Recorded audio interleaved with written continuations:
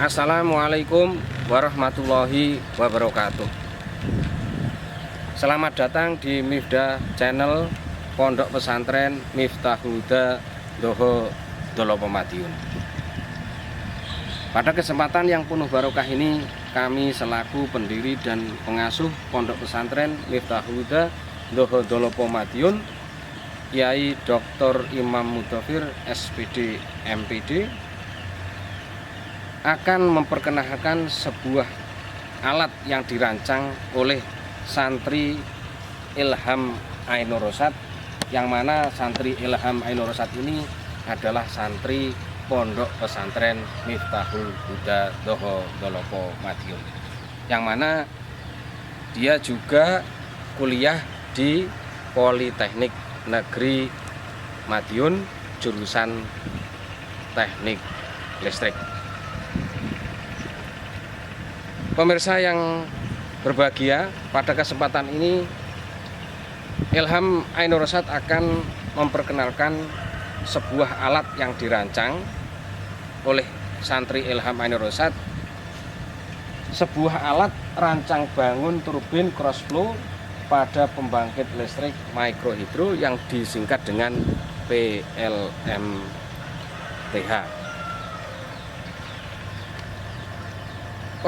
Pemirsa yang berbahagia, bahwasanya Pondok Pesantren Miftahul Huda Doho Dolopo Madiun, santri-santri sebagian ada yang kuliah di berbagai perguruan tinggi, baik negeri maupun perguruan tinggi swasta.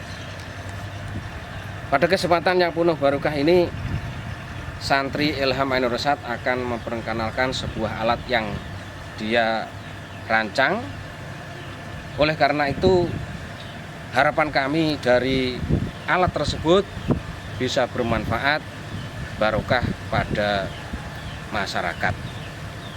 Pada kesempatan yang penuh barokah ini, kami persilahkan Ilham Ainur Rosyad untuk menjelaskan alat rancang bangun turbin cross flow pada pembangkit listrik mikrohidro PLMTH. Waktu dan tempat kami persilahkan santri Ilham Ainur Rosyad. Perkenalkan, nama saya Ilham Ainur Rosyad. Saya santri Pondok Pesantren Miftahul Huda Doho Dolopo Madiun. Di sini saya juga mahasiswa jurusan Teknik Listrik Politeknik Negeri Madiun. Di sini saya akan menjelaskan bagaimana cara kerja tentang alat saya, yaitu rancang bangun turbin cross flow pada pembangkit listrik mikrohidro PLMTH. Mula-mula air yang diisikan di tandon berkapasitas 500 liter akan dialirkan ke atas tandon. Kemudian air yang sudah tertampung akan dialirkan menuju ke runner turbin. Baik, bisa disimak, di sini ada turbinnya. Di sini ada turbin yang nantinya turbin tersebut akan berputar, dan putaran tersebut sudah terkoppel dengan generator yang berkapasitas 12 sampai 100 volt DC. Kemudian hasil dari generator akan digunakan untuk mengecas aki.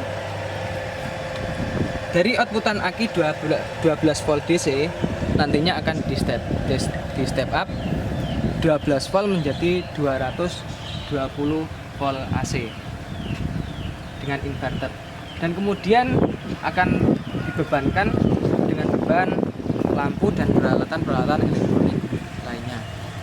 Di sini kita simak, mari kita coba pembebanan pada satu lampu, yang kedua lampu 10 watt, yang ketiga lampu 15 watt, dan yang terakhir lampu 20 watt. Baik, langkah selanjutnya yaitu kita akan mengetes berapa putaran dari generator dan turbin yang saya rancang. Bisa disaksikan, berikut adalah putaran dari turbin.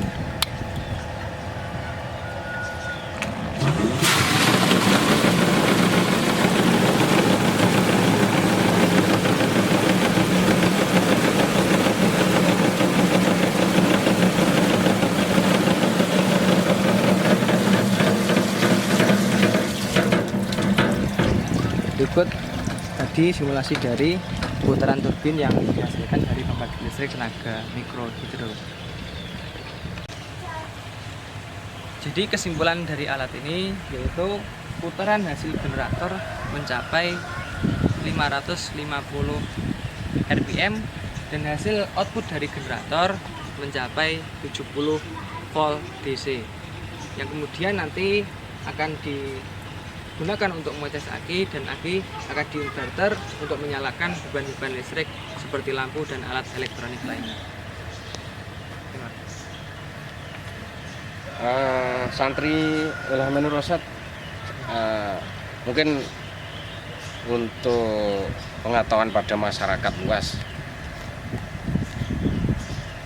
berapa liter air yang akan menghasilkan berapa voltase listrik? Bisa dijelaskan?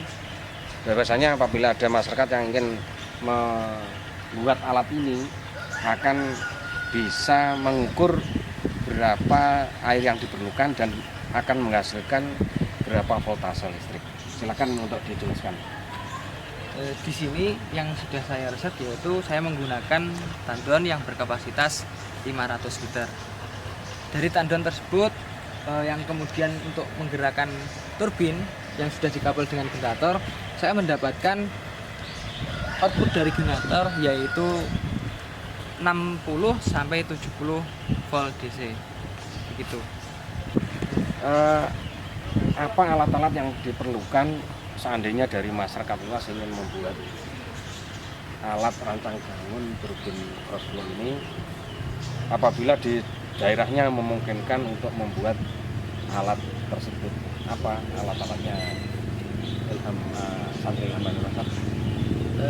Alat-alat yang dibutuhkan untuk pembuatan turbin crossflow di sini cukup tidak terlalu rumit. Terutama turbin crossflow ini sangat cocok digunakan pada air yang tidak begitu banyak. Jadi cukup menggunakan air yang sedikit, maka turbin crossflow di sini bisa berputar dengan cepat. Karena tumbukan yang dihasilkan turbin crossflow di sini terjadi 2 kali. Berikut alat-alat yang digunakan untuk pembuatan alat turbin crossflow.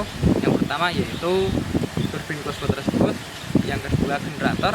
Di sini bisa menggunakan mau generator yang berkapasitas berapapun, tergantung nanti debit air yang dihasilkan atau yang ada pada daerah tersebut. Alat yang kedua yaitu baterai atau aki, yang nantinya baterai tersebut digunakan untuk menyimpan outputan dari turbin, dari generator yang diputar oleh turbin.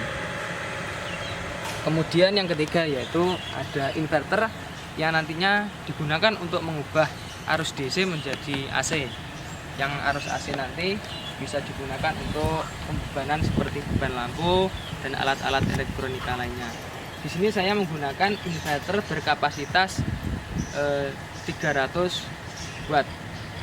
Jadi beban yang bisa ditanggung dari inverter yaitu kurang lebih 300 watt.